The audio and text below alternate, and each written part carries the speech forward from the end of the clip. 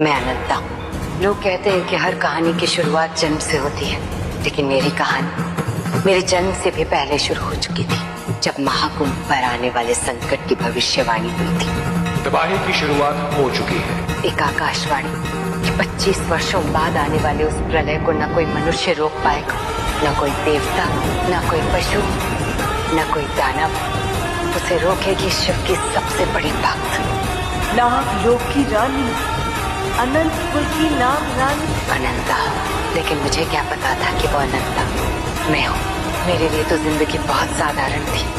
एक प्यारा सा परिवार, कुछ सपने, कुछ शरारतें और अपनों से भरी एक दुनिया।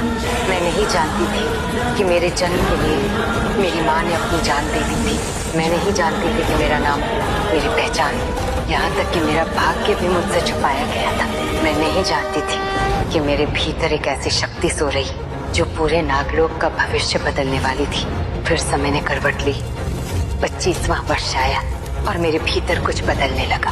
पर कुछ तो है, कोई तो है जो मुझे अपनी ओर बुला रहा है। अजीब शक्तियाँ, अजीब एहसास और वो कैंचुली जिसे मैं बीमारी समझती रही। मुझे नहीं पता था कि यह मेरी असली पहचान की दस्तक थी, लेकिन नियति कभी आधे रास्ते नहीं रुकती। और फिर आया वो दिन जिस दिन मेरी दुनिया खत्म हो गई।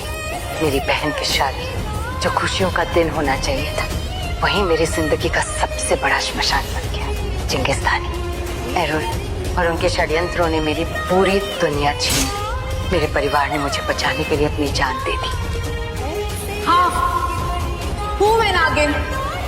एक एक करके सब मुझसे बिछड़ गए और मैं मिट्टी के नीचे दफना दी गई, जिंदा, अकेली, टूटी हुई।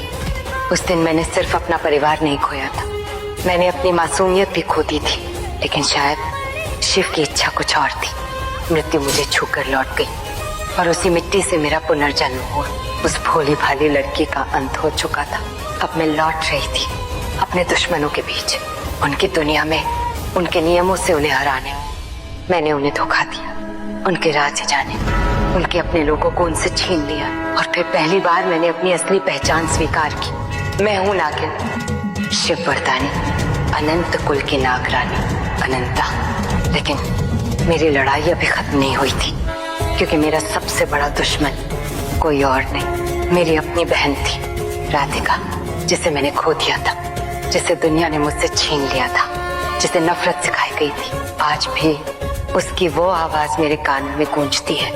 अपनी ही सगी बहन से नफरत करती हूँ। उसकी नफरत में भी मुझे अपना बचपन दिखाई देता था, क्योंकि मैं जानती थी राधिका बुरी नहीं थी, उसके साथ बुरा हुआ था। मैं उससे लड़ती रही, उसे रोकती रही, लेकिन कभी उससे नफरत नहीं कर पाई। शायद इसलिए क्योंकि वो मेरे परिवार की आखिरी निशानी थी। और इसी अंधेरे सफर में मुझे प्यार मिला, आर्यमान। पहले गलतफहमियां थी, फिर दूरियां थी, फिर किस्मत थी, और फिर वो एहसास जो हर लड़ाई को थोड़ा आसान बना देता है। हम दोनों कई बार टूटे, कई बार बिछड़े, कई बार दूसरों ने हमें अलग करने की कोशिश की, लेकिन कुछ रिश्ते किस्मत नहीं, संघर्ष लिखते हैं। और हमारा रिश्ता उन्हीं में से एक था। आखिरकार वो दिन आया जब महाकुंभ पर मंडरा रहा संकट समाप्त हुआ। मेरी नियति पूरी हो चुकी थी। मेरी माँ का बलिदान व्यर्थ नहीं गया था। मेरा परिवार हार कर भी जीत गया था। राधिका को उसका सच मिल गया, उसे नया जीवन मिला, और मुझे मेरा प्यार मिल गया। लेकिन हर जीत की एक कीमत होती है। मेरी कीमत थी मेरी शक्तियाँ। मैंने उन्हें छोड़ दिया, क्योंकि पहली बार मैं नागरानी बनकर नहीं, बस एक इंसान बनकर जीना चाहती थी। आज जब पीछे मुड़कर देखती हूँ तो समझ आता है मेरी कहानी शक्तियों की नहीं थी, मेरी कहानी प्रेम की थी। एक बेटी के प्रेम की, एक बहन के प्रेम की, एक भक्त के प्रेम की, और उस लड़की के प्रेम की जिसने सब कुछ खोकर भी अपने दिल को कभी मरने नहीं दिया। मैं अनंता हूँ और यही मेरी कहानी है।